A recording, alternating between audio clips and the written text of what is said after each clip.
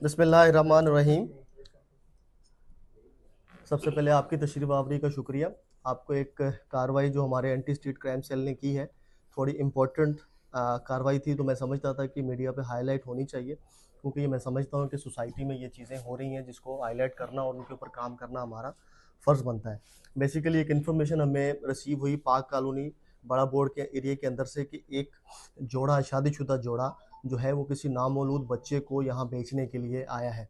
उसमें जो हमने जब प्रोसीड किया, तो हमने जब उस जोड़े को गिरफ़्तार किया, तो जो औरत थी उसका नाम शाज़िया निकला, जो है ज़ौजा है इजाज़ अंगूरों की, और ये इनका ताल्लुक़ ठट्टा से है। और जो लेडीज़ है ये बीए पास है और ठट्टा की ही रहने वाली है, और इसका जो शौहर है इजाज़, वो एग्रीकल्चर डिपार्टमेंट में काम करता है। बेसिकली जब इनके साथ इनको गिरफ़्तार किया गया, उसके बाद जब इनका इंट्रोगेशन हमने किया, तो हमें मालूम हुआ कि जो बच्ची इनके पास से हमें रिकवर हुई, तकरीबन वो आप कह लें 6 से 7 दिन की बच्ची है, जो कि ये ठट्टा से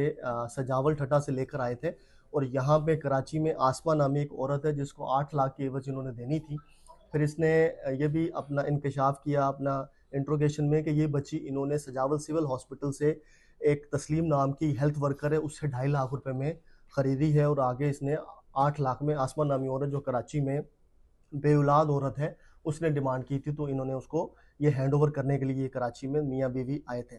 इसके अलावा और इंट्रोगेशन में इन्होंने ये बताया कि 2019 में भी इसी तरह की एक कार्रवाई वो कर चुके हैं, और इसी हेल्थ वर्कर जिसका नाम तस्लीम है, जो सजावल सिविल हॉस्पिटल में काम करती है, इससे पहले भी 2019 में 2.5 लाख रुपए में बच्चा खरीदा था, और ठट्टा में ही एक औरत जिसका मैं नाम नहीं लूँगा अभी, उसको इन्होंने दिया था, जिसको तकरीबन आप समझ लें कि 4 से 5 साल गुजर गए हैं, और उन्होंने बताया कि वो बच्चा अभी तकरीबन 4-5 साल का है और इस वक्त स्कूल भी जा रहा है। तो इस